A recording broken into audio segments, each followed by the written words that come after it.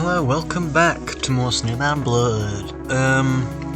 It's literally been like, I don't know, I did what was it, volume 7 this morning actually, but I've still got more free time. I'm bored out of my mind. And yeah, I've got nothing else to do, so I might as well record more. You know, I would record more Final Fantasy 6, but I can't really be bothered with that game right now. I know, I'm just not really in the mood for that at the moment. Anyway, let's go. So we're getting to one of my favourite volume. I'd say, yeah, definitely. Volume 8 of Marble and Speakers Shattered. Well, on the good news end of the spectrum, you've recently gained an ally in one Necron Exmort. On the bad news end, you've squandered any hope of goodwill with someone else. Most importantly, though, you've subjected yourself to a very personal conversation with Mr. You talked things out with Sestro. And you may have navigated the emotional subject matter like a blind swamp beast, but you did it all the same. It'd be a stretch to say that things are perfect, but progress is progress. For the first time in a long time, you've let yourself feel hurt rather than angry. That's all you need to recall right now. You know it's irrational, but part of you still needs a little distance from him. You've never been one who deals easily with disappointment or heartbreak, and this matter is no exception. You still care about him, though, and you don't feel as strongly opposed to working for him again, like you did a few days ago. In fact, you say that making up with him is critical, especially in a case like this. Sestra is not corporate. You'll listen to him, even as you feel as an irreparable rift forming between yourself and your employer company. Hemifia just as much say in the matter as he did, too. She gives you all sorts of hell, but against your better judgment, there's a very real level of trust you have in her. Things are still hard, but they're getting better. Slowly in the meantime, you'll cope the only way you know how, by fixating on the case in front of you. It's time to get to work. Okay, print screen for the thumbnail. So we have Valtel Gertier and Sabine Barrere, I think, I don't know. Oh, these are two of my favourites. Oh, look at him. One of these is on my kin list, actually. Oh, quote unquote kin list, unquote. It's not really a kin list. Obviously, we're going to start with Valtel.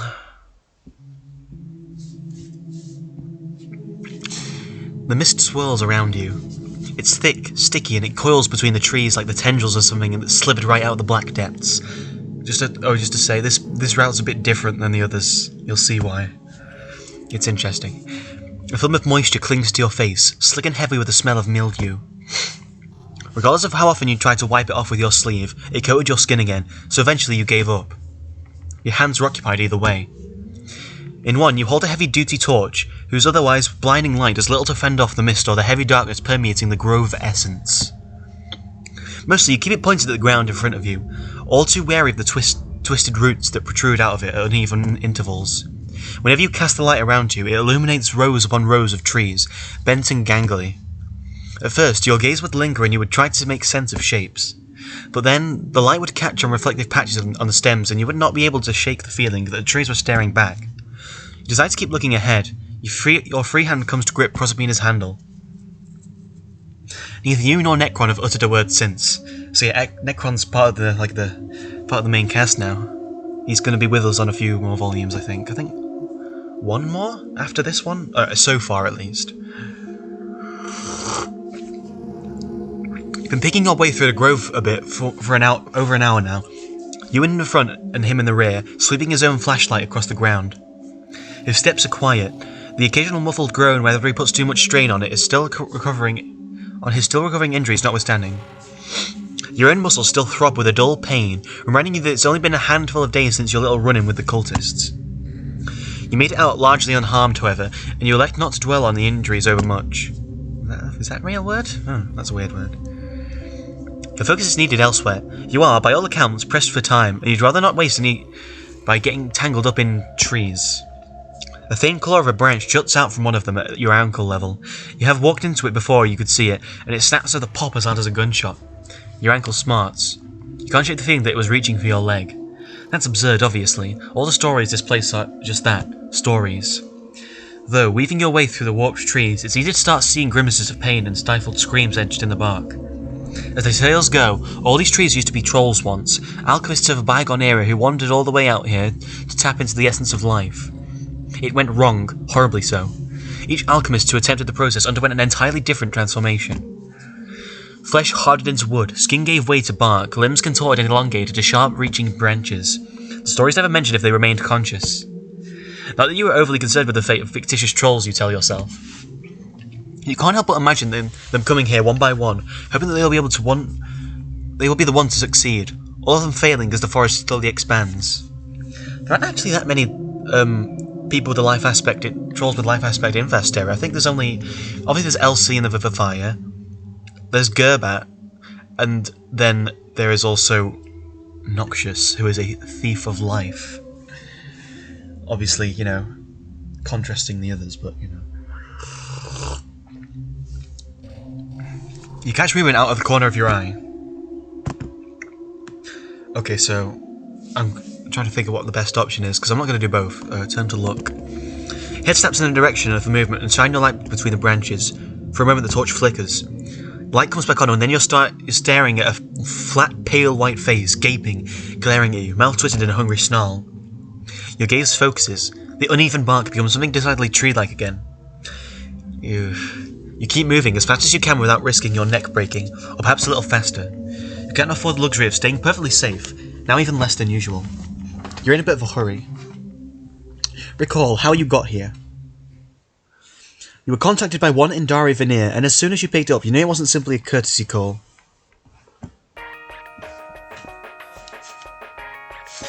Good evening, Cecily. I just noticed it's an appropriate time to talk. Hello, Indari. Yes, it is. What's going on? There's a situation that I'd like your assistance with. One that might be of interest to you as well. I don't actually know if this is Indari's voice, but oh well. Based on your limited acquaintance with Indari, there was only one thing he knew would be of interest to you. You stood up straighter, zeroing in on the sound in your earpiece. Go on. It concerns a long-time associate of mine, Valtel Gertia, the sculptor. You make a non-committal noise. You've heard of him before. I know him from before. His voice takes on a hesitant note. It's not hard to realise what he's talking about. His time as part of the Mora. Right. He hasn't been involved with them either. It's simply where I'd met him and Gingo, his mate spirit. I understand. So what has been up with this Valtel? Well, what has been up with him is that, simply put, he's gone missing. Gingo isn't quite the tizzy over it, as I'm sure you can imagine. We're trying to get in touch for a while now, completely in vain. So we figured the expertise of a regulator might be what it takes to shed some light on this matter. You want me to look for him? I'd be very grateful if you would visit his estate. Perhaps there are clues to be found there. And do you have reason to believe that it's related to my current case? Well, you seem to show great interest in my background, so I hazarded a guess you might want to check this out for yourself. I see. You only considered for a few seconds, then nodded as if Indari would be able to see it. Very well. Forward me the address, I will look into it. Thank you so much, Cecily. This means a lot to me and Gingo. I'll just update us on what you find. I will. I'll be in touch, Indari. Take care. You hung up. With this call, your next course of action was laid out for you. Keep walking forward. The timing of Indari's request would be far too convenient if you weren't convinced that this was all in line with Noxious's schemes. Oh, never mind. You'd not forgotten his threat from your last conversation. It seems you know to whom it applies now. Valtel Gertia. You do know their name, though your paths have altogether too different to have crossed before. Art has never been something you have had a particular interest in. And Valtel's clearly very withdrawn lifestyle means you've hardly had any other points of connection. Not until Noxious singled you both out anyway. You only hope you're not too late. Cecily. Necron snacks you out of your thoughts and you look at him over your shoulder. He's pointed at something to your left. We're almost there. He's right. Light from your torches bounces off a raw iron fence. Not a moment too soon. Necron scoffs under his breath. He has seemed on edge ever since you first heard Valtel's name, but you haven't inquired as to why just yet. There didn't seem to be enough time during your frantic scramble to reach Valtel before Noxious does. Doesn't ever seem to be enough time recently. You resume walking towards the fence. Now that you're almost there, you notice the forest is thinning out a little bit, making walking easier. Hurry over. Grateful that you've almost arrived, you pick up your pace. The fence cannot be more than a couple of 100 feet away. With your objective in sight, it's all you can do to keep yourself from running. You hear Necron moving closely behind. In a matter of seconds, you've narrowed the distance to some 50 feet. You create something dark and solid between the bars of the fence. Then the ground beneath your foot disappears. You stumble forward, fumble to regain your footing, and yet there's nothing but empty air where you expected to find soil. Your other foot gets caught in some roots, and you spread your arms ahead of you, bracing yourself for the impact. It never comes. So Necron grabs you by the shoulders and pulls you back. Another second passes as you are standing both on both feet again. Well, he's certain you're stable, so he lets go. Mind your step, regulator. You give him a grunt in response. Yeah, thanks.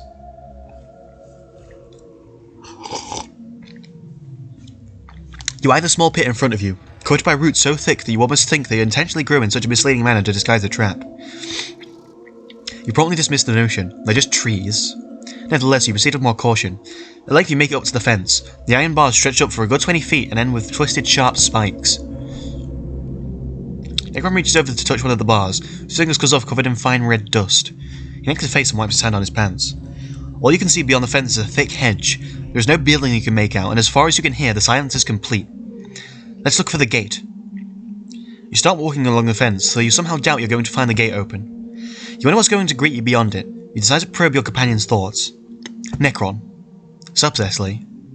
You seem ill at ease about visiting Valtel. Why? He takes a couple quicker strides to catch up with you, and you give him a sidelong look. His expression is pensive. Pensive shrimp? Full disclosure, I ain't ever met the dude. Heard of him, though. He's, well, nothing's wrong with valuing your privacy and all that, but Valtel's something of a recluse. There's a lot of rumours about goings-on in his mansion of his. You ever seen his work before? Can't say that I have.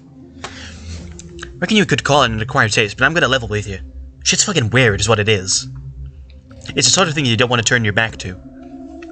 They're just sculptures, Necron.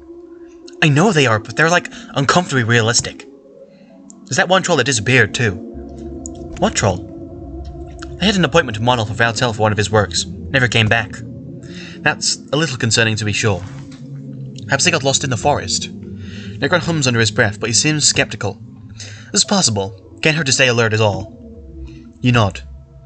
We're going to.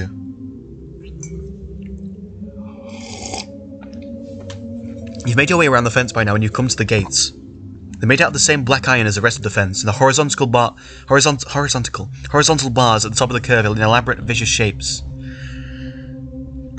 Two stone columns flank them. Atop each of them are perched identical stone figures. You cannot make out their heads, but the tense poses give off the impression that they're ready to lunge down at you. Predictably, the gates are closed. A thick iron chain is wrapped around them where they meet in the middle, secured by a sturdy padlock you can see hanging on the inside. Well. Worry not, regulator. I got just the thing. I'm so familiar with this route, I actually knew what the line was. He raises his prosthetic hand. With a series of clicks, the appendage reconfigures into a circular saw. You have got to... The rest of your words are drowned out by the whir of the saw. You sigh, pointing the light at the chain to assist. Thankfully, the saw cuts through before the screech of metal against metal gives you a headache. Once you saw, Necron gives the chain a sharp tug and frees it, then discards it to the side. Together, you begin to push the gates open. A second stretches in which nothing happens. You dig your feet in the dirt for support, pressing forward with your entire weight. A grunt escapes your lips. The gate still refuses to budge. Then it gives way. The hinges scream, a piercing sound just at the edge of your perception that bores straight into your cerebral matter and makes your teeth hurt. Are you kidding me? I could have sworn my phone vibrated then. That's pissed me off. Resist the urge to clap your hands over your ears and keep pushing instead. Between your efforts and Necron's, as soon an opening that you can enter through, you let go of the gate and walk in. You step onto the ground of Valtel's mansion, and for a moment the complete quiet of the night is the most pleasant thing you've ever heard. Here we go. I like this. This is one of my favourite themes.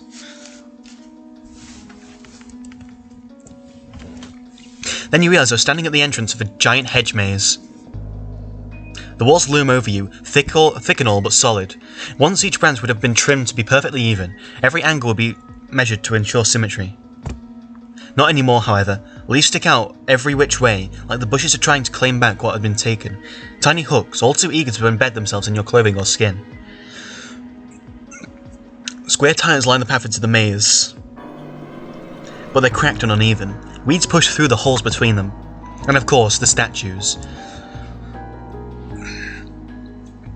When your eyes laid on the one closest to you, your breath catches somewhere inside your respiratory tube. The marble body is contorted in an unnatural way, as if squeezed by a gigantic hand. The expression is one of anguish or fury. Its eyes bore straight into yours. You find yourself unable to look back as you take another step forward. On the edge of your peripheral vision, you see Necron following. If this ain't... A loud piercing screech cuts him off, making you recoil. Slowly, painfully, the gates swing shut again. You hold your breath, digging your nails into your palms. The sound is almost tangible, like someone scraping a dull blade across your bones. For a moment, there's nothing you want more than to be away from here. Then the sound stops and you can breathe again. You give the gates a wary look, then shake your head. You look perfectly innocuous, stationary once more. Hell of a cheerful place, ain't it? Idyllic. I see what you mean, about the sculptures. Yeah, not a fan of how it seems to be watching me. He clears his throat. Anywho, we press an arm regulator? You nod. We need to find Valtel. You brace yourself and enter the maze.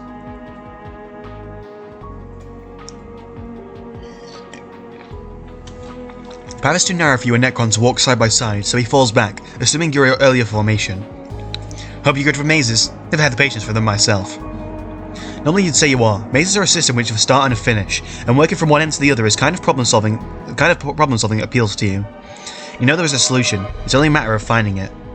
Now though, you can't stifle the tiny voice at the back of your mind that insists that this maze does not have one. You've been feeling this way a lot recently. You swallow back your doubts, you have to keep moving. An odd rattling sound carries through the thick air, and your muscles clench. You pause with a foot half planted on the ground, straining your hearing to catch more, but there's only silence. All good, regulator? Yes, I thought never mind. You're spared from explaining what you heard when the path you're walking down connects with another. Ugh. You reach an intersection, you could keep going forward or turn left. Okay, so it gives me the right solution because I have already done it before. So I'm not going to bother going forward, let's go left. You turn left. The rattling sound hits you again. Louder this time. It comes from the direction you came from. Did you hear that? Yes, came from behind us. You give a sharp nod without looking at him. Stay alert. It doesn't actually ever tell us what that is, but I think it's probably Valtel's Lucis. And knowing what happens later, I think I know what it is. You reach an intersection, keep going forward, turn left or turn right. Actually, I think I'm going to go left this time. You turn left. You reach a dead end. Hedge closes in front of you abruptly, like a heavy curtain that has dropped to mark the sudden end of a scene. There's all around you, but walls of foliage, your gasping breath and the clumps of mist.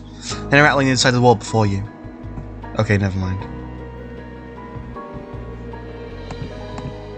Maybe I'll take the wrong turn next time. Each of your footfalls is as sharp as a gunshot against the tiles. Your blood pressure hammers against the cage of your ribs. Your breathing is a staccato of rasping pants. You're much too loud. The rattling comes again, this time from the left. Closer still. You pick up your pace. This is congealed into a thick mass that actively resists the light of your torch. Your visibility becomes more and more obscured, which does little to soothe the pangs of apprehension in your stomach. As you turn around a corner, a statue lurches at you.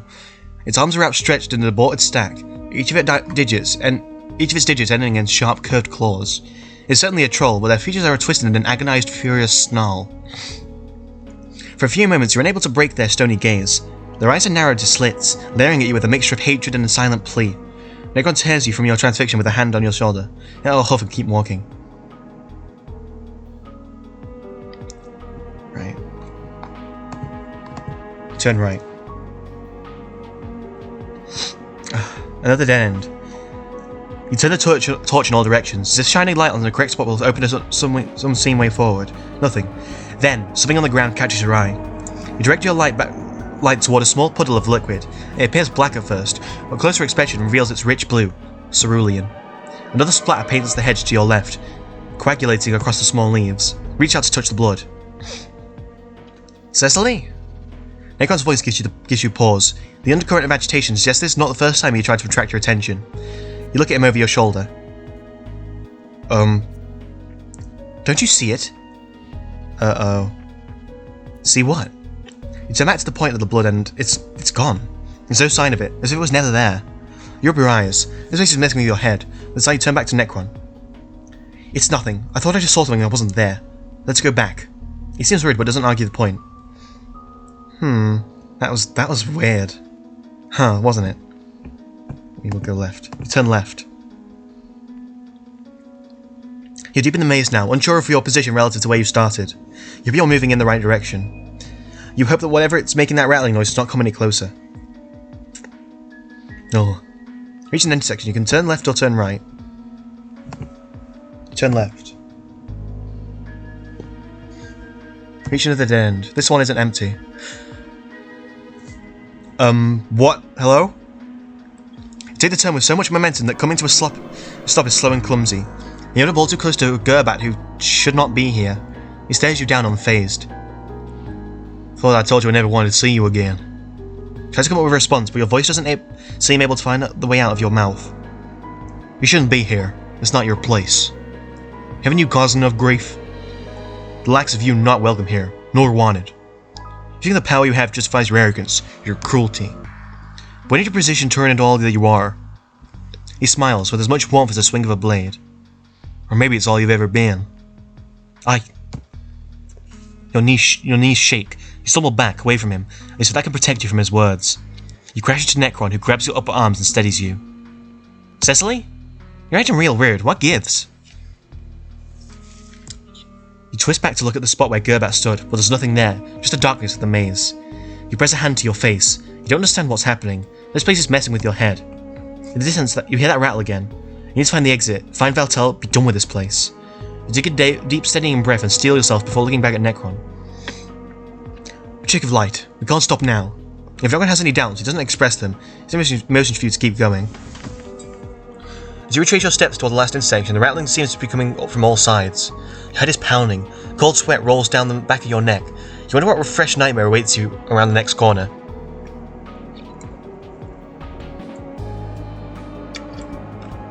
You reach an intersection. You could turn left or turn right. We'll go right this time. You turn right. Your pace becomes frantic. You're not quite running, but it's a close thing, and your frenetic breathing sounds thunderous to your ears. Proserpina is in your hand, although you don't seem to remember drawing her from her sheath. It takes you a moment to realise that you can't hear the rattling. Somehow that does little to comfort you. Oh god, I'd be fucking terrified in this position. Keep going, turn right, go right. You turn right. Yeah. You reach an intersection. You don't pause to consider, so making a split-second decision to march down the first path you see. You don't have it in you to be surprised when you realise it's a dead end. Mashiri, or what you know by now is not Mashiri, stares you down with her arms crossed. You know this is not real. You know you ought to turn around and leave, but a cold gaze paralyses you. Are you lost again, Cecily? You're on the wrong path. But you know that, don't you? You've been sprinting towards a dead end for sweeps, sweeping people along as you go. I was supposed to help you, but you've never let me do that. Not really.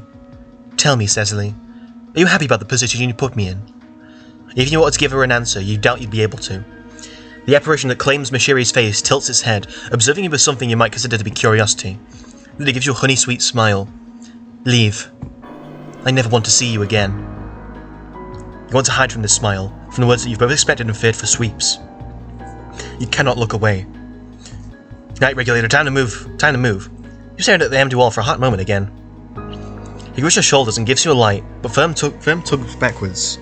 I'm surprised I got those first two events in a row, as well, without the other thing happening.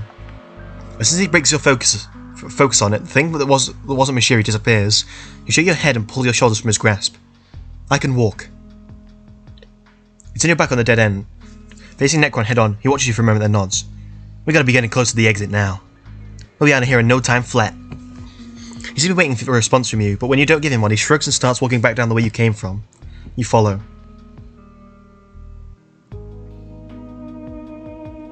You're walking in silence for a while before Necron breaks it. Yo, Cecily? What did you see? Tell him. You can't do that. It doesn't matter, Necron. It was nothing. Thankfully, he doesn't press it. He must have been just off the exit of the maze. It's only a couple more moments before walking before it abruptly ends. Valtel's mansion stands in front of you, a 3-story building floating amidst the fog. Elaborate ornaments decorate the facade, but they're weather-worn and chipped. The stone itself is darkened and dull with moisture and moss.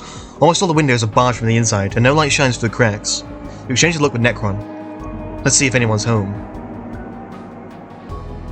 The two of you inch your way toward the front of the hive, then ascend the stone steps leading up to the door. An iron knocker in the shape of a hooded serpent is positioned at your eye level, staring at you indifferently. As you stare back at it, you hear that same rattling that followed you through the maze, but now it's distant, fainter. Then you hear a sound of filtering through the door from inside the hive, a sharp, measured knocking. You can't make out what it is.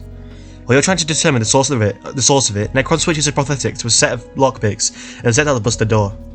You strain your hearing to catch any changes inside, but there's only the same rhythmic sound. Knock knock. Knock knock. Who's there?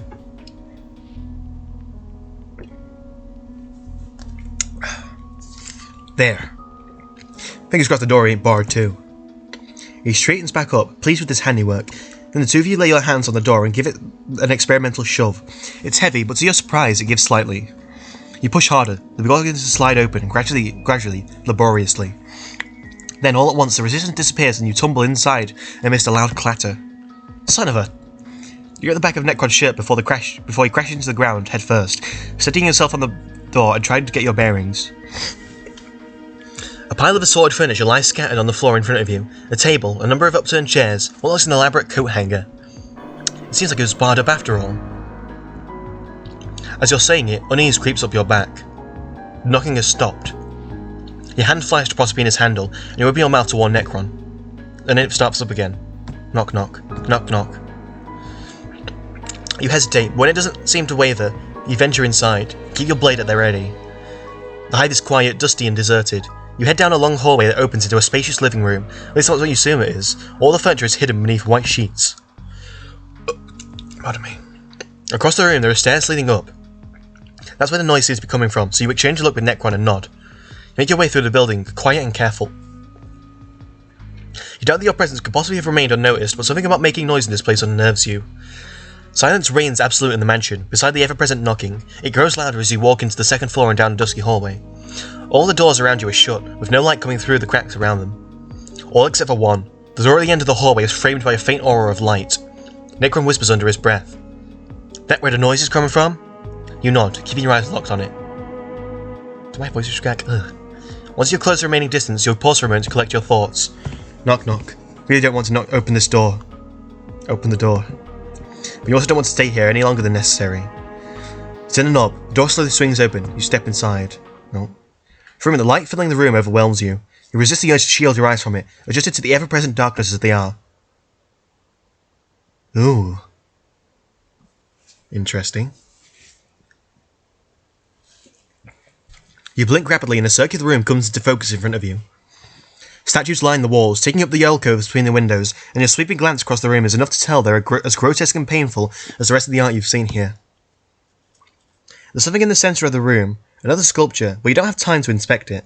A figure stands in front of it, and you finally see Valtel Gertia for the first time. Oh. Hello. Nice cheekbones. You're not sure what you expected, but the thin, frail-looking individual in front of you wasn't it. He's got his back turned towards you, and he doesn't seem to notice your presence. His entire body is still, but limp somehow, as it's only a matter of time before gravity pulls him to the floor. Knocking has stopped. The chisel and hammer in his hands tell you that the source of the sound has been... Valtel Gertia? Your voice echoes across the room, crashing back into you much louder than you could have anticipated. He doesn't turn around.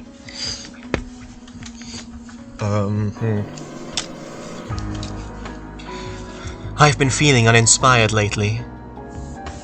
His voice is amplified for the echo too, but it's even, emotionless.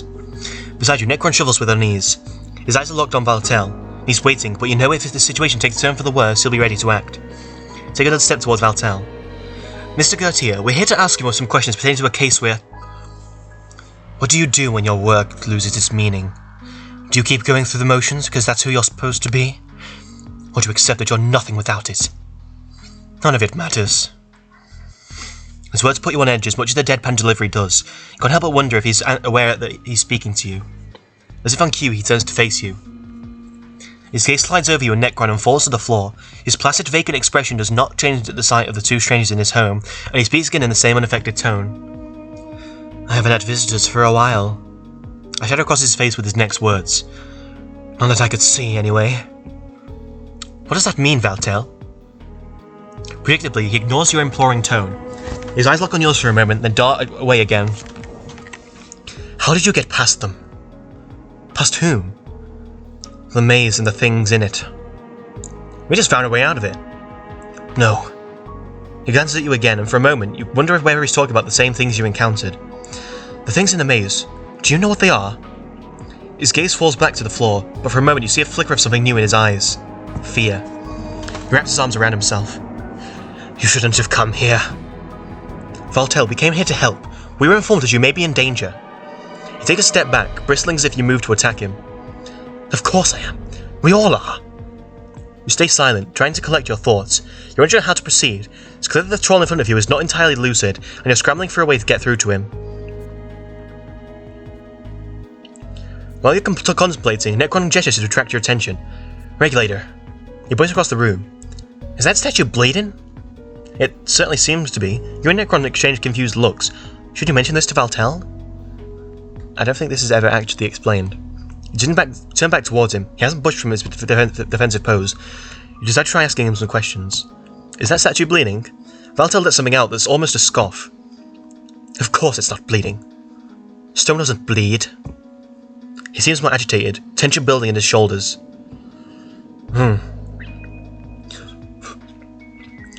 What are you working on? Oh. He lights up, almost imperceptibly, then he moves aside to give you a clear view of his sculpture. I call this one Portrait of the Artist. Your breath catches. Before you stands a stone amalgamation of hands and faces and limbs, gripping, tangled together, bare bones sticking out of places they don't belong, mouths warped in expressions of agony and anger. It's incomplete, but the chunks of formless stone seem to belong in the composition as much as its other elements. You will yourself not to shudder at the sight. I've been working on this piece for so long, but it never seems to be quite done. There's always something missing. It's real gnarly, I'll give you that. Valter looks at his face for the first time since you entered the room. He's really trying to determine whether the remark was meant as a compliment or an insult. Whatever conclusion he comes to, it doesn't seem to satisfy him. He's gripping his sides, eyes narrowed at the floor. When did you last see your mate's print? Valtel's face darkens. It feels like a very long time. Must have been a few weeks. It's been hard to keep track of it. His fingers tighten around his arm, as if he clutches hard enough. He can ground himself in the moment. That's when it clicks for you. His exhaustion, the way he seems dazed and unsteady on his feet and keeps fading in and out of awareness. He must be experiencing withdrawal. You feel a pang of sympathy, as familiar as you are with the constant discomfort. It doesn't take long for it to kick in either. If his estimation is correct, the symptoms are rather severe by this point. For a moment, Valtel's expression softens. He murmurs vaguely with a whisper. I miss him. Just as quickly, the emotion fades from his face. You swallow around a lump in your throat and bring yourself to speak. Valtel, your partner's been trying to reach you. He's been worried sick since you cut contact. Cut contact? You have to fight the urge to recoil. Instinctively, you reach for your weapon. Valtel just keeps talking, the momentary fury seeping from his features. I have been trying to contact him this entire time. Texting, calling. He never responded. He left me all alone here, and I'm trapped. Trapped? I can't leave. I know what's waiting for me out there. We can help you get out of here. I'm sure Gingo will be... It's not safe. Not just for me, for anyone. Terrible things are coming. He moves another step away from you. Why have you barricaded yourself here? Barricaded? I would be dead otherwise. There are monsters on the other side, like anything either of us has seen, and they're trying to get through. They're watching me, biding their time until I give up. I could not ever let my guard down. Buddy, no one's... He cuts himself off, and you know he's thinking about Noxious. How much of what's been happening here has been because of him? Okay, this part actually really confused me. I thought that they were mistaken. I didn't think they were talking about something other than Noxious. But I asked them, and they were like, yeah. I asked the team, and they were like, yeah, it is Noxious. So I'm not entirely sure. Still. It looks like Valtel doesn't enjoy the line of questioning, however. His eyes keep flickering to you, and something teetering on open panic. All of your questions seem to run into a stone wall. It's hard to reach Valtel, and even the fragmented responses he does give you are confusing and difficult to follow. He's clearly in no fit state to be questioned. If anything, your interrogation only made it worse. He stepped even farther away from you now, opening a wide rift of bare stone between you. His eyes keep darting around, to you, then Necron, then the door, like he's looking for a way out. You decide to try one more time. Valtel, have you heard the moniker Noxious? His angry fidgeting stops, but he doesn't respond. You don't give up. What about obnoxious antidote? Have you talked to him? How does he contact you? No. His eyes become unfocused. They're looking in your direction, but they're empty, seeing something far beyond you. I don't want your questions. They're not going to be of any use to you. They will not help you with what's to come. The war that's coming isn't going to be one that you'll fight. Leave. He turns away from you, signaling that he wants this conversation to end, but you can't go just yet. You need this victory. Take a step closer to Valtel. Please tell me what you know. You get no response. Please tell me what you know. Valtel is quiet. His shoulders are shaking. Cecily, tell me. No! Oh shit. He whips around like a taut string being released, and his eyes glowing a burning white, and you don't even have the time to ask what's happening before your entire body goes very, very cold.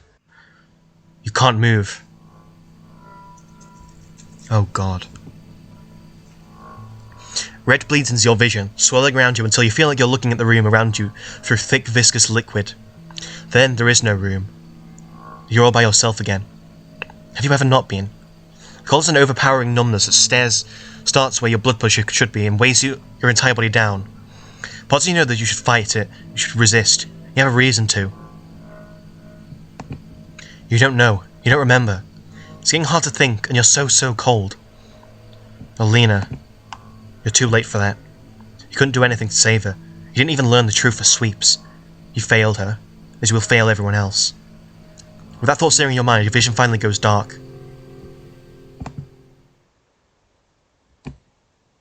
Oh.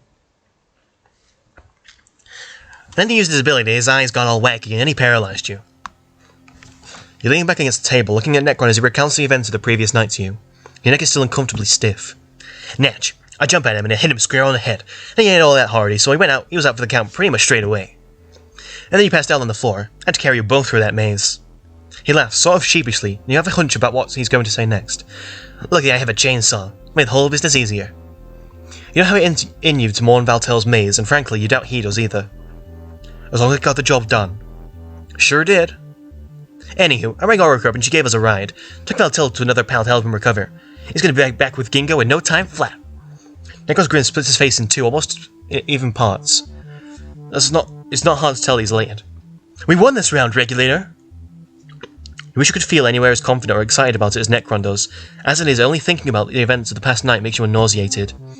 Thankfully, you're prevented from having to ruin his enthusiasm when the door opens and Sestro steps inside. Necron gives him a curious look. Howdy, Chief. Sestro pauses, giving Necron a look with raised eyebrows, then directing it at you instead. You shrug a single shoulder. Sestro considers you, then lets out an almost imperceptible sigh. He nods at Necron. Hello. I'm glad you come back to yourself, Cecily. How are you recovering? I'm fine. You realise that you must sound terribly unconvincing, so you add, tired. It's been a long night. Sestro nods, though you're not sure he buys it. Still, he doesn't press further. You didn't think he would. The executive would like to talk to you when you're able. Right away, then, you think. Somehow you weren't expecting to be able to rest soon. All right. Thank you for letting me know. Something hopeful in his expression as he takes his leave. Let's see, you feel like the past 12 hours have taken from you everything that they could, but you still have a call to make. Marie picks up just when you start to think she's not going to. Cecily, it's good to hear you. Are you all right? Yeah, a lot's happened. Can you talk? I can. Give you a moment. There's a brief rustling sound, and you hear her talk to someone at her end. I'm sorry, darling. I need to take this. Cool. Take your time, I guess. Oh, who's that? Another rustle, a moment of silence, and then you hear Mashiri addressing you again. All right. Tell me what's been going on.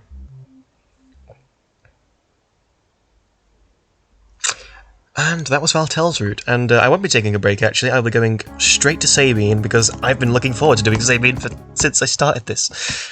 Ugh. My arm's jittering at the very thought. How long has this been going on now? Oh, 40 minutes. It wasn't that long a route. Hold on, let me go close the window.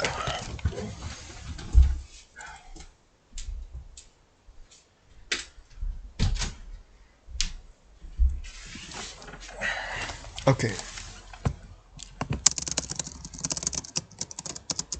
Yeah, it was certainly a very different route, wasn't it? It was not, I'm just going to take it off charge while I do it. Because I can't bother, like... I have to lean down really awkwardly. Sabi Brer. It feels good to say you're on the right track. Oh. Okay, so we're just gonna start here. These are the troll sonas of all of the Vestera team. So, okay. Once I recognise, also got Sprays and Austin. Koei is tied up on the front. I think that's Kate to the far right. Who else? There's the one with the brown shirt. This maybe? I don't know. I'm not sure. Some of these have got really cool designs actually. But yeah, I don't actually have a clue who half of these are. Sorry. I love this background though. It must have taken ages. But yeah. If you can't say it metaphorically, you can always say it literally on the Stronghold 21 monorail service. Just you today. Necron's still busy recovering from your last encounter. But just here in Oregon, since you chillax for a sec, you've got a job to do. Okay, so I'm guessing chronologically this one takes place after Necron's route, and before Valtel's. You know damn well that Necron's probably still gallivanting about on his own mission, however. The man exudes the exact same refusal to sit still as you do. You do think it was a good call on your part to not take Mr. Knifehand to see a literal child, though. No offense to him, of course, but impressions are important when dealing with the impressionable. So here you are, on a train, waiting. It might be impossible to stall on a moving train, but if you could, it's hardly to deny that you might. You were warned, after all. Recall, Mashiri Beta. Just earlier today, actually, her look of second-hand exasperation told you all you needed to know.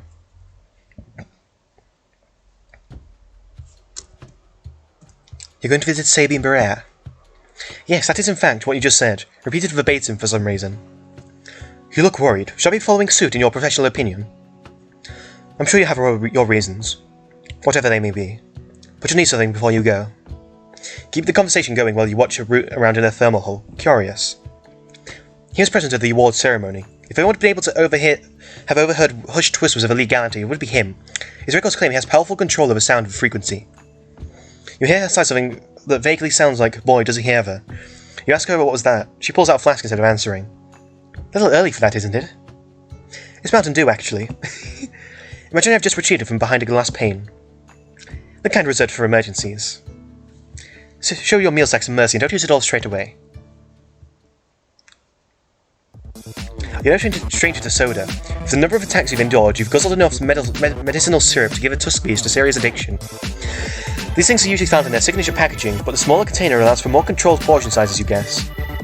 Though this is common practice to overdose on this stuff in the first place. They are primarily means of hydration on our planet, after all. What else would it be? Water? Fuck no.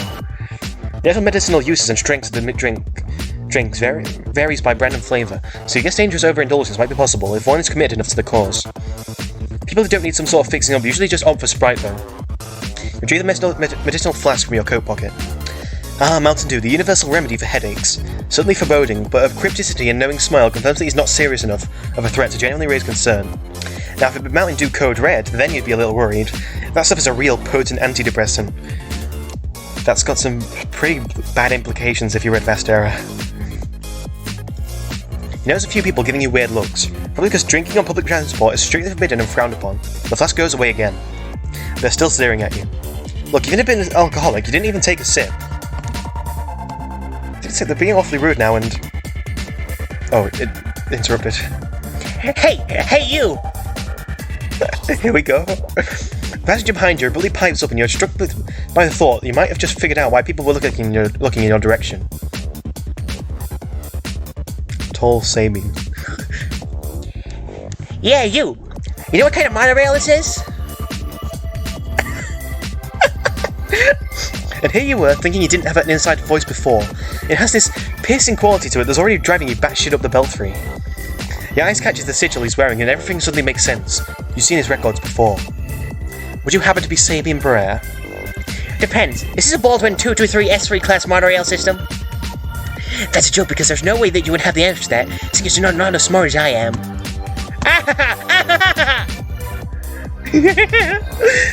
Seeing as how you're now sorely tempted to down the entire pain-killing beverage in your pocket in a single gulp, you think you found your next target. Recall, Sabine Brer. The rhythmic, stilted laughter and the pained look the other passengers are wearing confirm it. This is your guy.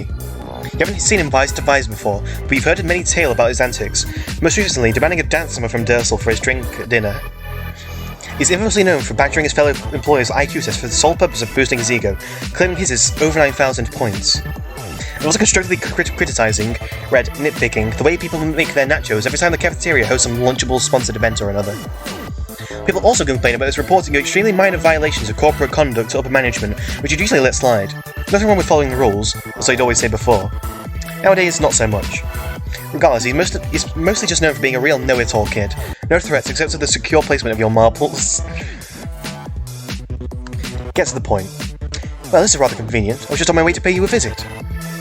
As I predicted, lol. Something familiar about the way he just said lol just now. Flat. Monotone. But more importantly, predicted? Why the fuck else would Chief Regulator Sexually Eo Parra be traveling to a home unit compound in Stronghold 21 after a theft occurred?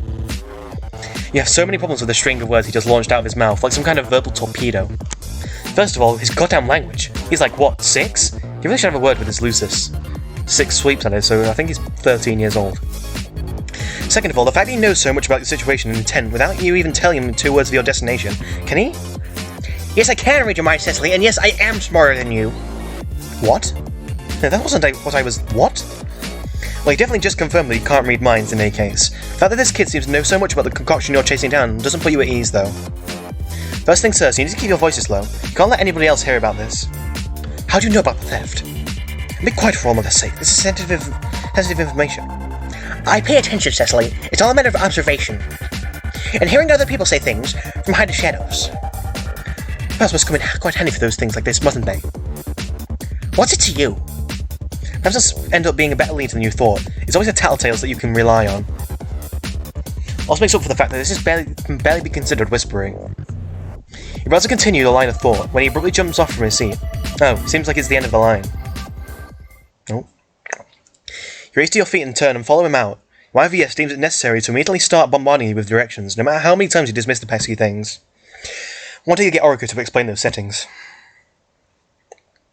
Thankfully, Sabian seems to be completely okay with bringing you straight to his home unit compound. No convincing necessary there. The first thing you notice is that he lacks the regular wooden doors that every other home unit has. His residence is a little more customized and metallic. Oh. He swipes a keyboard into its corresponding lock, and your earlier judgment proves to be an understatement. This place, even in the darkest computer geek city, it suddenly feels slightly claustrophobic. Welcome, Regulator, to my lair! As if a cartoony lightning strike to emphasize his dramatic flair, the lights flick onto the sound of something more like emphasis on the bold in italics. This feels like it violates a lot of residential agreement clauses. Perhaps for the regular average schmuck. But like in many aspects of areas of reptilian civilization, I am an exception. Which I made to deviously gain access to a permit to renovate my pathetic ex-living station into a glorious work-at-home lair. Oh my god.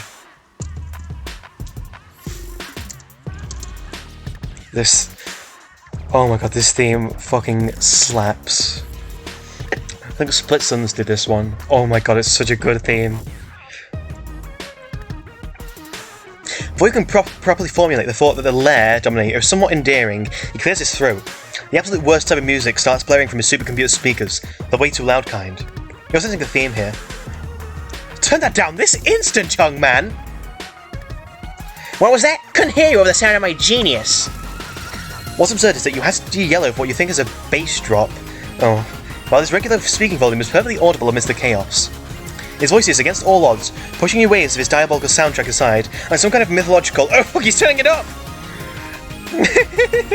Your hands are clamped over your ears as tightly as possible. You squeeze your eyes shut, and when you open them back up again, the overlay on your visor is helpfully informing you that you're getting a call. Necron has undoubtedly picked the single worst time to check in. Still, it's probably important. To make the world's most obvious I'm on the phone gesture saving us to pick up. Hey, but excuse me for dropping in on you. Just figured I'd...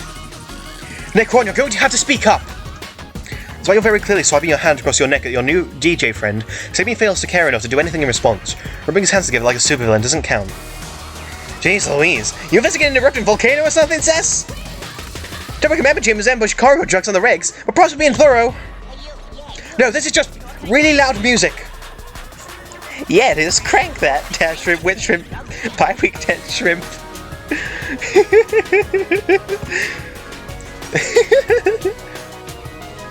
It's tough to hear, but you're pretty sure you just heard Orica on the other line just then. Look, can I call you back? I don't think I have much of a shot at turning this music off anytime soon. Hey, to break it, Tater Top, this is mad relevant. Not only that, but it's absolutely the ace, too. Get this, we cracked down to ID Noxious. Gnarly, am I right? Oh, you see why this call couldn't wait now. This is extremely important shit. Thought you could hear about the accompanying soundtrack. Unfortunately, plugging your other ear with your finger doesn't help all that much with the horrible background noise of this room. In as short and as clear a statement as possible, please. Or did I miss it? Oh god, I did. Reduplication records! I got his number now, and by that I mean his sigil! Wow, that's impressive! Wow! It's a matter of getting access to the database. You'll thank me later, Skater. Touch base with me when you can. Like, you really just wish circumstances were quieter right now. I'm just dying to know how Necron managed to score that kind of information. Or perhaps more accurately, what kind of bait Noxious used to let Necron think he found it. You're plenty aware of his game by now. You hang up with a huff and look over to the smug little kid who's still blaring his dubstep. You make it a point to not look amused. Before you let your irritation get the best of you, you both hear thumping coming from the floor. It's likely his downstairs neighbour. You'd wager he's about to file a formal complaint with the research department, also on the edge of being driven to physical violence by this maddening soundscape. Oh, hello. Sabine, I think you're being incredibly way too loud. The boys and I are trying to have a conversation here, and this is, quiet, please! Silence, grabworm! Sabine stomps on the floor like he's squishing a parasite in a Skull Titan graveyard, cackling mirth and rubbing it all in as much as he can. 3 stomps and 5 stomps, just like his laugh. This boy's committed to that quirk of his. And then everything goes quiet. Thank the mother, sweet silence. Your sign relief as Sabine glowers at his floor. What the? How dare you infiltrate my systems again? You'll pay for this, mark my words! If I may, Sabine, I don't have a lot of time right now. I came to pick your brilliant mind. I require your talents. All this ringing in your audio cones is reminding you of another high-decibel individual, which in turn reminds you that kissing ass is sometimes the fastest way to cut the crap. Sure enough, his sound mood appears to pick right back up with the sound of praise. Well, when you phrase it so reasonably, chop chop, inferior. How cute. He's trying so hard to sell the whole supervillain shtick. It was intentional anyway. Time to pick his mind about awards night. The main reason you came to visit the Junior Designer centers rather heavily on his presence at corporate awards ceremony. Or centers rather heavily. You'd have to pick this option sooner or later. So, Sabine, I've heard many a tale about the extent of your powers. Given your recent displays, I doubt they're unfounded. I'm curious on where exactly your limits lie. Don't take that as a threat, or a request. Limits? Don't have them. I can hear a pin drop in the back desk with my hands tied behind my back. You don't particularly envy the thought of being subject to a constant stream of auditory overload. You also strongly doubt you could live up to such claims, but you'll focus on seeing if he can help you out. How do you manage it? That'd just about drive anyone crazy. Is your hearing really that powerful? My power isn't sensitive hearing, mouth breather. That'd be dumb and idiotic of me to have. My capabilities are much more refined than just that. And almost certainly than yours. My brilliant mind has the ability to control and alter sound waves and frequencies through a process known as reverblifying. Is that even a real word? Your look of confusion must be evident, because he seems to be trying to read your mind again. Please, you're telling me you're not up to speed on corporate's verbal efficiency policy? Hey you, yeah you! You know what kind of train this is? Train, you know what kind of train this is? Well, do you? Reverberation and application, dumbass. You can start to see Siraj's point via the more Portmanteau related time sinks. So you're saying that you are able to listen to particular parts of complex soundscapes, like during, say, the awards night you recently attended. I'm only here to find out about. You can retire the phrase "mercury" for the night, since it's proven it's more trouble than it's worth. The theft. You should leave unrelated topics at the door. I can indeed. However, usually I drown out the boring and simpleton-esque conversations of ignoramuses around me in larger crowds. I did have to keep an ear out for my hot chocolate, though, so I might have overheard something.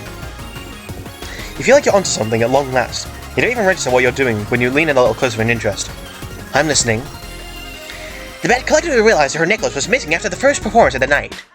Wait, what? They were flipping their shit over something without practical use. Sentimental value of something? The secretary said she might faint. Here's my theory for when it was stolen, based on security guard patterns and blind spots in the surveillance systems. What are you talking about? You know exactly what crime Sabine is referring to, but the next question leaves your mouth in a burst of desperation and denial. What threat do you think I'm here for?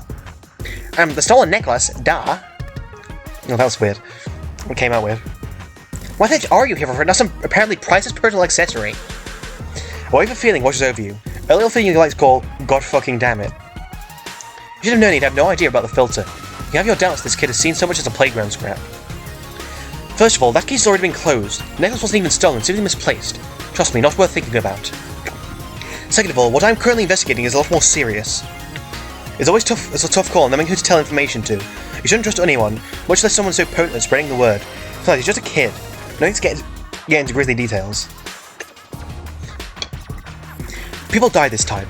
That's the gist of what you need to know. Huh. His eyes are hidden behind his visor, so even harder than usual for you to get a good read on him. You wonder if even that was a step too far for his developing mind. Whatever, you need information. What, if anything, did you hear about route data that night? I know for a fact that it was discussed at the event. Spare no detail. The or else is implied. Well, I heard that someone was worried about the integrity of some route data they purchased. Purchased? Elaborate on that. Some schmuck goes around selling information? I'd hypothesize she's been doing it for sweeps. Demands a pretty ring for it, too. Okay, so we've got the pronouns deduced. That's important. I remember the words database and real time. My drink came soon after, so that's all I picked up on. Should have mentioned a place to buy decent model trains if you wanted my attention. I don't know why, but this expression reminds me of Bowser Jr. for some reason. I don't know why. Every time it just like... I don't know. This is a lot of very interesting information. You should take note of the pronouns he just used. That's incredibly helpful, which I'll confess is a nice change of pace. Thank you for your cooperation. I think you mean thank you for my vision. Excuse me. Monitor, play the career file 353.vid for the uninitiated. Oh my goodness. You follow his line of sight, only for it to land on a previously deactivated monitor hung on the wall nearby. It flickers onto a recording from that night. Past Sabin is a past currently being handed a certificate of some kind, by none other than Herifi Heckrix herself. He's clearly laughing his signature laugh despite the now currently muted. That night, I received a Junior Creative Vision certificate by Miss Heckrix herself. She's personally very, very proud of me, and I refuse to accept any lesser forms of praise. You initially brush off this as him fanning his own ego, but upon further inspection of the footage he's bragging about, well, specifically did always have a soft spot for the little ones. Harass is one of the most impervious to scrutiny I've ever seen. The fact that you've admittedly taken a certain amount of pride in is that she gives you genuine strict scorn or nothing at all. While caring for your race is young, it gives a purpose, a legacy. Lily's got one tough mask, but you've seen the way her face softens for yourself. Very rarely, but you know her well enough to know that the subtle affection displayed on the monitor isn't a mask.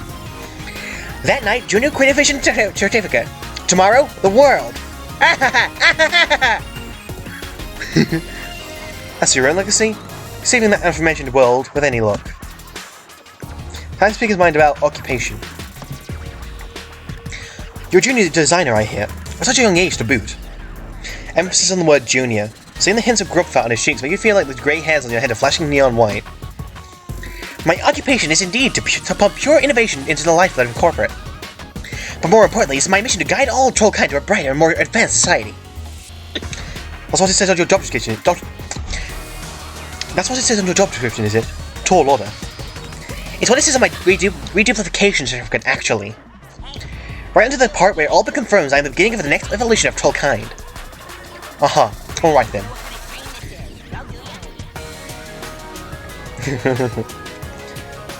This is a little too much for you, so you just brush right past the last statement. You've seen enough to cults determined to prove themselves fake shepherds for one time. Now, especially since you're still worried about the ones you may have confirmed actually exist. What do you get paid to do exactly? This lab screams genetic experimentation crossed with radio station. You'll have to forgive me if I fail to see any junior designing happening in here. Unless you're saying that you designed all this machinery, but I think that makes you an engineer, not a designer. Aren't you on the graphics payroll? His answer is spoken with as much interest as someone being paid to watch paint dry. I make money designing logos for corporate. Dortmund's products, a couple Scorp themes. It's an integral aspect of my nightly routine.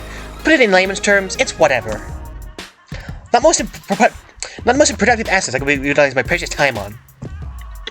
That attitude strikes you as nothing but bizarre, considering the way this egomaniacal kid has acted so far. You can't imagine him being anything but boastful about all products that bear his initials. You'll put away the thought for now. Instead you're wondering why he feels so detached from the work that pays his bills. I'm sure that there are better outlooks to take on your career than self-deprecation. Surely you wouldn't be paid for it if your work was subpar.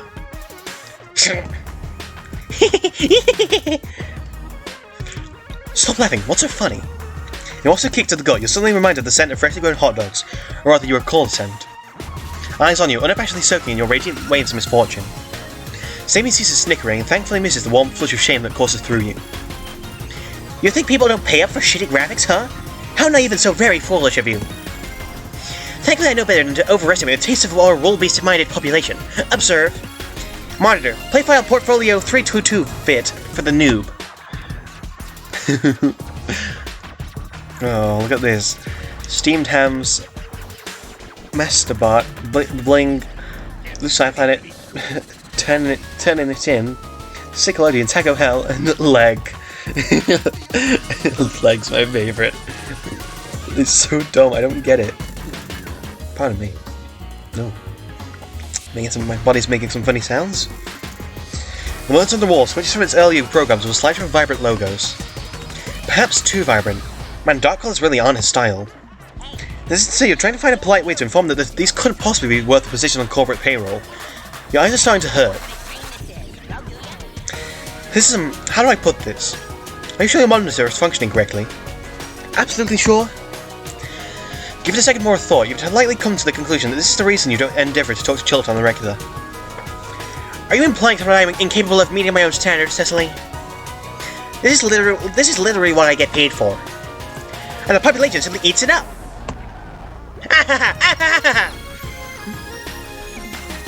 You're so lost right now. Granted, you've been feeling lost for a while, but let's take the pastry force the most significant emotional dissonance of the week. It's supposed to look god-awful, regulator. It's all part of my incredibly devious scheme. I make this visual garbage and people pay for it, right? This automatically makes you superior to failing artists who try their best and never make it. Isn't that thing being called unstoppable? I'm sure you can understand. So the reason your audiobooks renders my ThinkPad completely incapable of higher functionality. If I hear one more whoop sound, I swear my skull is going to split open in protest. Do you ever actually try your genuine best? Ever? Uh-oh, he's scowling at you now. This is the part where you realise you can't talk to kids. Well, not kids like this one, at least. Yes, my music is also terrible on purpose. I make a living through the absolute worst practices. It takes a very high IQ to understand my art, an inherent quality I expected from someone as so renowned. Try to keep up, Cecily. Next question. You're not sure if he's hurt because you called his music terrible or because you didn't realise that was the entire point. You're not shoving your foot in your mouth, though. Moving on. Explore lab. Pardon me. Lab. It astounds you that this is his residence. Residence.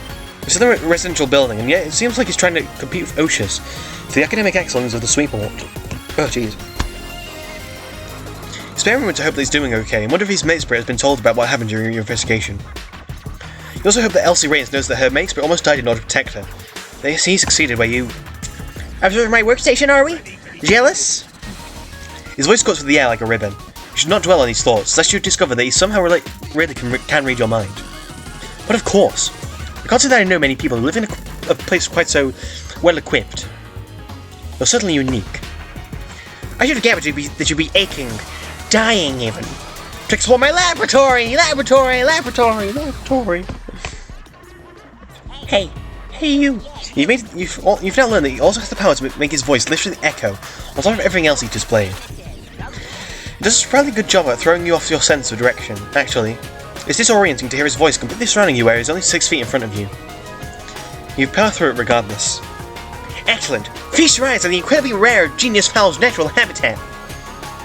He runs 2 fingers to his forehead and looks as if he's entering a state of heightened concentration. You hear light whirring. Before you realise it's coming back from behind, something climbs to the back of your calves and knocks you off your feet. You guess how you like as your posterior hits the cushion underneath it, and quickly gathers that you are now seated on some kind of mobile chair. A second one approaches. right from behind, but he's ready for it. Assuming that's why he leaned backwards and remained unfazed by the sudden seating arrangement. Call it a hunch. Oh, mother! Warn me, perhaps? You're merely treated to rhythmic cackling as both of you stared close to the giant supercomputer in the middle of the lab. Easily within distance, mind you. Walking distance, mind you. That's the most insulting part. It would have taken 5 seconds to get over here. You have a feeling he just wanted you to fall on your ass. Welcome to the one and only stop on this tour, because this is all you need to wrap your feeble mind around. A decent? Also, answer your question, the 6-monitor technological behemoth in front of you rose to life. With the size of this thing, it looks like it might belong in the Tom Cruise Memorial Theatre 2. It dominates your provisional vision when you're standing this close to it. You can only guess the complexities of whatever intricate systems race into the overdrive for this one single word. The rising pitch of what you imagine is a million tiny robot calculators smashing against each other reminds you that you have no idea how computers work. The thought unnerves you. Log in. One would normally expect a text input window if one were to say log in. Maybe a card key or fingerprint scanner if you were feeling fancy, or just a regular key if you're paranoid about technology. When his keyboard flips up to reveal a long, thin camera, you wonder if he has the kind of eye scanning the system in place, before noting how he definitely does not have his dark visor off. Does it scan a sigil or something? There are only so many password input possibilities. As it turns out, the answer is none of the above. It's a tape that breaks down some kind of juvenile jig, and you notice a corresponding digital skeleton that mirrors his movements on screen. This is how one gains access to your computer. This is wildly insecure. At least he has a password system, but all it would take is a little choreography before you're in. He finishes his jiving by crossing his arms proudly, and the screen switches to his desktop. Uh-oh. It's a chaotic mess to say the least. Ocean's was clean and minimalistic. This is more like one of those conspiratorial linked x-rays of turning Kai Guy's digestive system that has a proper workstation. If it's so insecure, I'd like to observe your uncultured glutes break into my system. I bet you don't even know the name of that damn old bag. I'm most certainly cultured. That's not even a lie, not by any stretch. It's hard to not pick up on a wide array of subjects when you've seen as many far-flung corners of the world as you have. That being said, you haven't the faintest idea what he was doing. If only Orica were here. She knows the ins and outs of informal cultural practices like the back of her wrench. But you can't admit defeat, not now. The pride won't allow it. You've read some headlines. You've got this in the bag. Of course I know the name. Who would be familiar with? Okay, so there's a different answer for all of these. I won't do all of them. You can do that. So, we'll do like... Oh, is that Scratch? Is he on Scratch? I can't tell. I can definitely sell FL Studio, I think. Oh, no. The rhythmic body movement stance. What? No, there aren't even words for how wrong that is. That nonsense isn't even quantifiable. I mean, yes, that is a somewhat objectively true statement, but it sure as heck isn't the proper noun for what I just did. Man, for a grown-up, you sure are dumb. Whatever, I didn't bring you here to prove your inferiority. I brought you here to prove my superiority. Sebi starts typing something into his computer, and you couldn't interpret it for the life of you. It's all unknown acronyms and shorthands flashing by at blazing speeds. You stop paying attention to his antics in favour of observing the lab around you instead. You doubt he'll give you a tour after this. It's surprisingly roomy in here, despite the giant commuting computer smack dab in the middle of all. You imagine that because of this is the only room he has. Whenever the doors or halls beyond the entrance, his equipment is right in the corner. Wait, is that his load gaper? The screen seems on the floor surrounding the designated sanitation block area, indicative where the wall should be. Are they taken inside the floor somehow? You can ask why sanitation blocks seem directly colliding with the living space of his downstairs neighbour. You hear the muffled sound of ha ha ooh, we got it, ha ha yeah, we got it. You turn to Sabine for an explanation, and all he has for you is a grin. You fool, you jumped right into my trap. I brought you over here solely to regain access to my computer for revenge against Kryton. Now he has to listen to the hot chocolate song loop on his computer for the next 6 hours. I just did wonder why you're even allowed in a communal home tower. Alright, I'm getting a bit tired now. Realistically, you know it's because of his status. Most residents of Stronghold 21 who are quote-unquote ordinary living You are quote-unquote ordinarily live in apartments like these.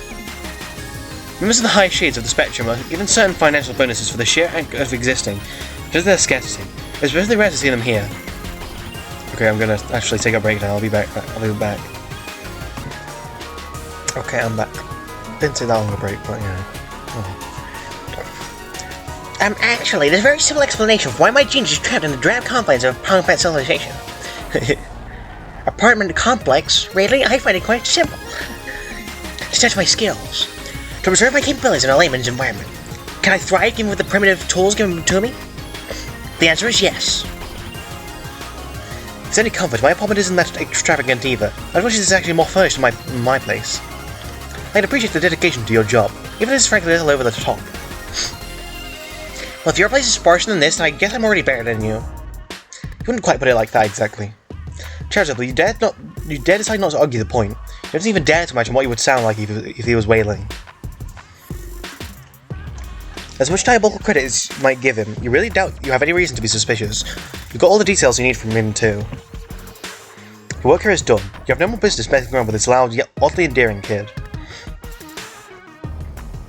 You're in the middle of mentally going over the notes you'll recite to YVS as soon as you leave. Something out of the corner of your eye catches some... When out of the corner of the eye you catch something that makes your blood run cold. On its bottom left monitor there is a flashing window begging for your attention. A sculpture is investing your little genius, and worryingly, not for the first time. Obnoxious antidote. Or if you had eyes like I did, you would have noticed that literally the moment this background appeared. Which I did when I first read it, I was like, oh no. It's not hard to skim the chat log, even from a distance. The combined screen span of his operating system is massive. The seething rage strikes you like a bolt of lightning to the gut as you take in the words on the display. Sabine. Keep your voice as calm as possible, trying to find some delicate way to break the ice. He hasn't noticed your alarm just yet. There's been there's an outbreak of concerning anonymous messages lately. Someone, or someones, reaching out and talking about troublesome things. Have you been contacted by any strangers recently? Online to be more specific. You're not sure if those quirked eyebrows are in concern or confusion, but he notices you looking over his shoulder. He quickly runs over and closes the chat window. Alarm bells start ringing inside your head. Mr. Know-It-All still isn't answering your question. You need to press harder. Sabine. Who is Obnoxious Antidote? You see his stomach sinking due to your specificity. He seems bothered, but is wiped clean from his face not 2 seconds later. Just some nobody desperately trying to leech off my brains. Colorblind, too. Doesn't know a shade of gold text when he sees one. Lol. What makes you say that exactly? Nor if I thought that was a bronze blood, which is absolutely the dumbest thing I've ever heard. Dumbest. Dumbest and stupidest? Precisely, it's that. He is that. I mean, I'm not even... My temperature isn't... You both fall into silence for a few seconds. The only sound making it is ringing in your... Making it to your ringing ears. This new soundtrack Crichton is apparently having to listen to downstairs.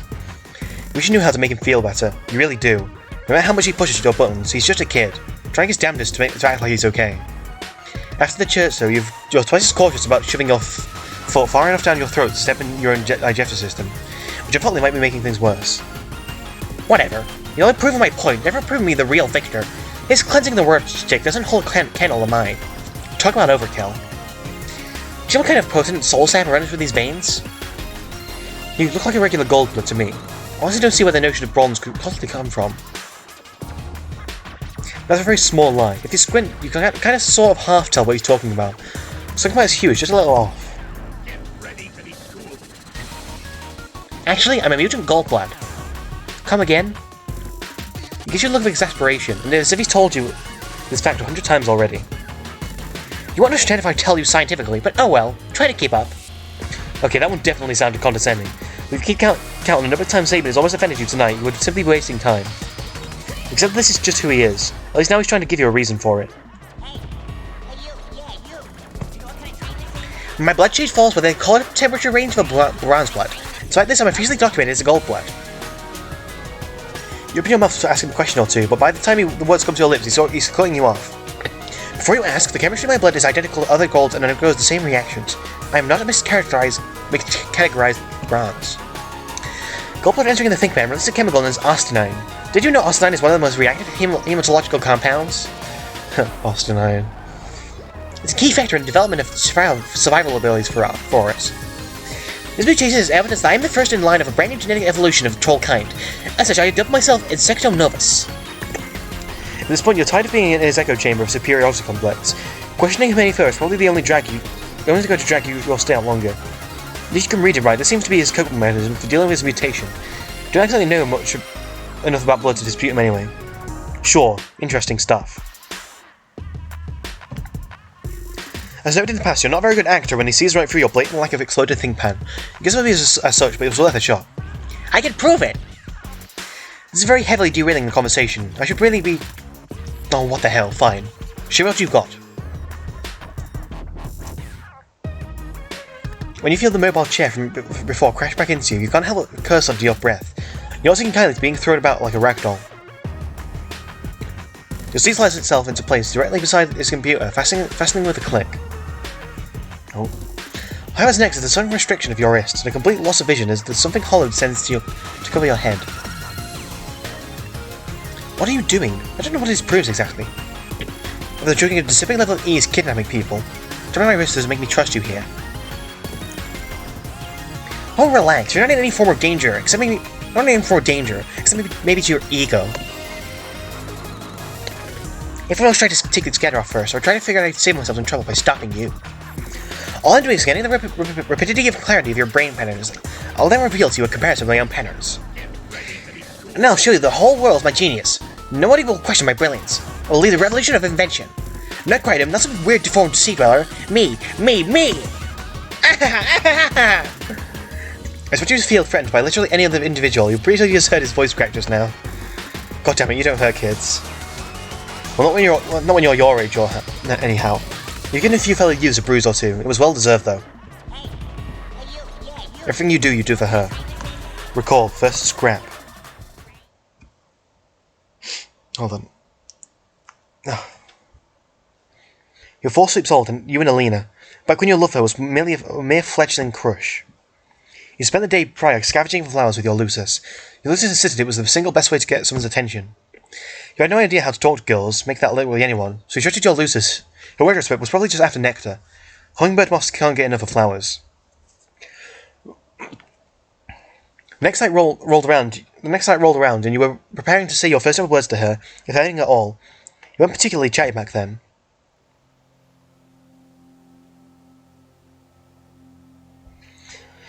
What you ended up finding was a need to take cover and observe the storm brewing around Alina. 3 kids to be specific. You could hear words like pushover and doormat. You should have been intervened right then. That was the first burning red flag. But you were scared. More so of getting her into trouble than taking 3 bullies on at once. Some people bear powerful grudges. Then the kid in the centre grew tired of waiting for a coherent response from the trembling girl and shoved her to the ground. That snot-nubbed motherfucker. You panicked. Your floral gift fell to the ground and you scrambled for a makeshift weapon. Anything would do. You ended up going with your fists. It was 3 versus 1. Even back then you knew it was a stupid plan, but it was worth it to see your target on the ground, curling up and clutching his cheek. Your victory was short-lived, though. One of his cohorts suddenly had you in a full Nelson, leaving you wide open for the third to attack. His fist met with your face and left you disoriented with what you later learned was merely a broken nose. You should have punched harder. You blindly traded blow for blow, giving him a kick to the torso, using the same sneakers to stomp hard on the foot of the bully holding you in place. Gave you the wiggle room needed to retrieve your limbs back. While he was howling profanity kids his age shouldn't know, you received your elbow in his chest. By then, all 3 of them were scrambling off, clearly deciding it wasn't worth dealing with your early grasp of martial arts. They didn't matter to you anymore. Your attention latched onto the quiet sniffling from Alina. You'd die if you missed it.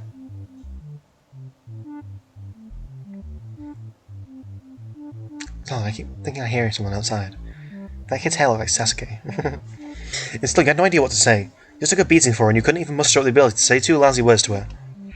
You held her hand up to her feet and inspected her for any damage despite your own bleeding nose. She broke the silence by sheepishly offering you a can of Mountain Dew from her satchel. I felt like you'd hurt, she said. We should get that checked out. You're sorry, Alina. It's all you could blurt out.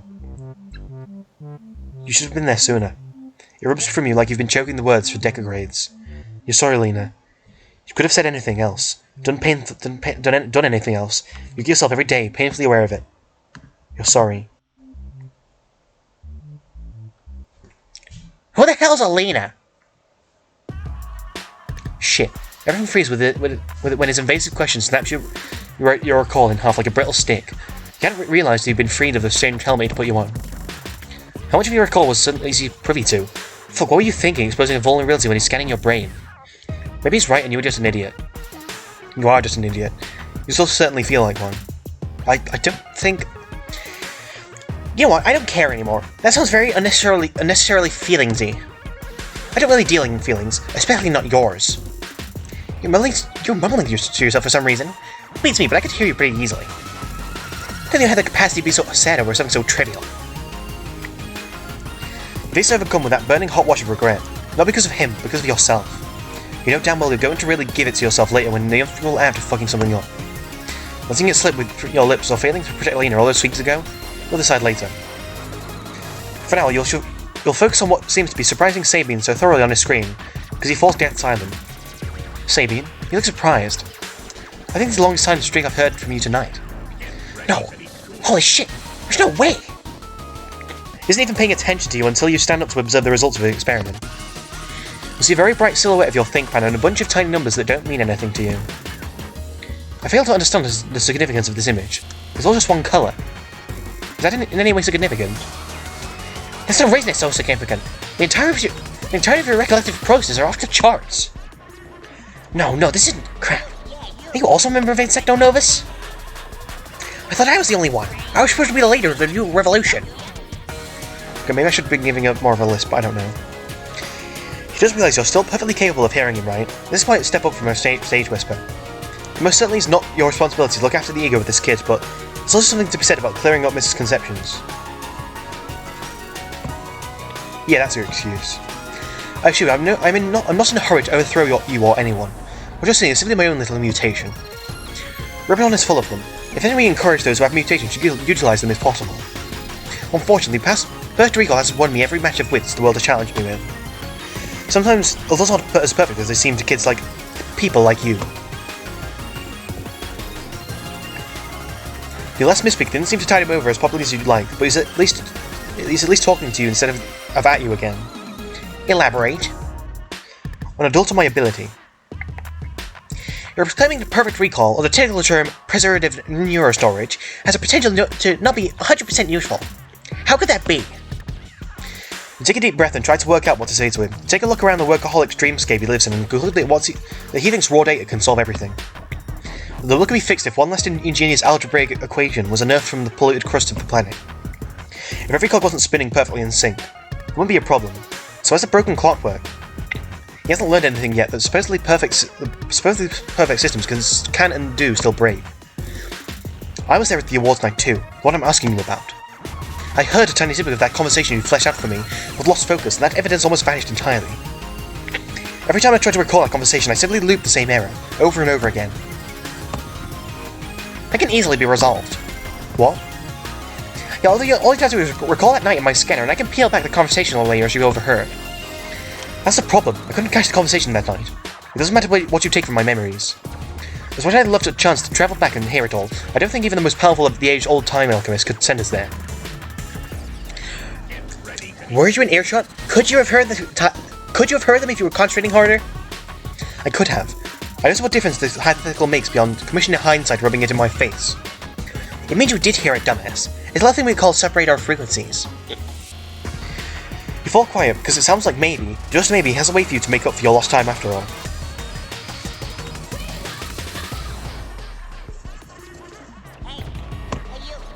Think of it this way. You've been listening to the song coming from downstairs all this time, correct? I've been tuning it out, actually. You really should let up on your poor neighbour. Listen to our dialogue regulator. That's his punishment. He'll work it out. Anyways, the sound makes it to your ears, and therefore your mind. You forget you hear it because your subconscious mind masks it, but the data is still stored. Am I making sense, or should I go a little stupider? It's a simpler matter to comprehend when you can observe the waves like I'm able to, but do try best to keep up. Due to the pentacular synesthesia affects 0.002% of the population. You take some trivia aside, you listen more intensely to the torturous score below, It does make sense. You can see where this is going. I'm getting tired again, but the route is like very close to ending. So when you talk about peeling back the layers, you're saying I overheard every conversation once. That the data from a single conversation could be extracted. It'll take a while for me to decompile everything intelligible, but yes. I'll send you the files when I retrieve legible words. All the nice work for the man with the biggest grey matter platter ever. Say it with him, everyone. Sabine, you genius. You felt sickening at first, but you've really turned around. You, Cecily, give him a curt nod. Thank you, Sabine. Your assistance is greatly appreciated. Vital, even. Silence! Stop stating the obvious and get back in the pod! I'm about to get a little memorial up in here. We still have a month more to recall the awards night. Probably the last time you'll have to revisit past mistakes.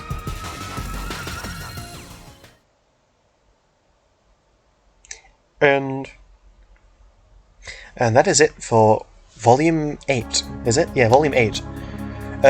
So that's a really good route. I love them. I love Sabine and Valtel, they're great. Next, we have, what is it? Volume 9 of Gears, Green, and Greenhorns. That will be a very interesting volume, definitely. And I'm looking forward to doing that. I will do it next Friday instead of doing it, all in one day. Because I'm tired out. But yeah. Anyway, thank you for watching. If you did, I guess. I keep saying that. Eventually someone will read and watch these. Listen to and watch these, but yeah. Thanks for watching, and bye-bye.